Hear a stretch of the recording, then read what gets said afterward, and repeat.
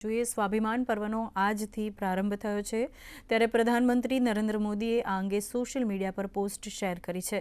પ્રધાનમંત્રી DD ન્યૂઝના સુપ્રભાતમ કાર્યક્રમમાંથી સુભાષિત share કર્યું છે। સાથે જ પ્રધાનમંત્રીએ પોસ્ટ કરીને કહ્યું છે કે સોમનાથ સ્વાભિમાન પર્વ આજથી શરૂ થાય છે।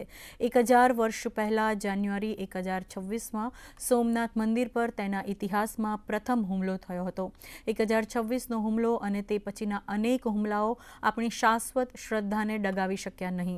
તેના બદલે તેમણે ભારતની સંસ્કૃતિ એકતાની ભાવનાને મજબૂત બનાવી અને સોમનાથનું વારંવાર જીર્ણોદ્ધાર થતું રહ્યું। પ્રધાનમંત્રીએ પોસ્ટ કરીને કહ્યું કે હું સોમનાથની મારી અગાઉની મુલાકાતોના કેટલાક ફોટા શેર કરી રહ્યો છું। જો તમે પણ સોમનાથની મુલાકાત લીધી હોય તો કૃપા કરીને તમારા ફોટા #સોમનાથ સ્વાભિમાન પર્વ સાથે શેર કરો।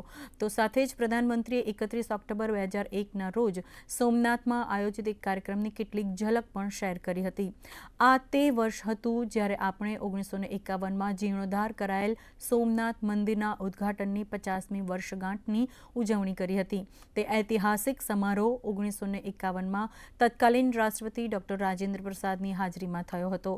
સોમનાથ મંદિરના પુનઃનિર્માણમાં સરદાર પટેલ, KM મુનશી અને અન્ય ઘણા મહાનુભાવોના પ્રયાસો નોંધપાત્ર હતા। 2001ના સમારોહમાં તત્કાલીન પ્રધાનમંત્રી અટલ બિહારી વાજપેયી, ગૃહમંત્રી લાલકૃષ્ણ અડવાણી અને અન્ય ઘણા મહાનુભાવોએ હાજરી પણ આપી હતી।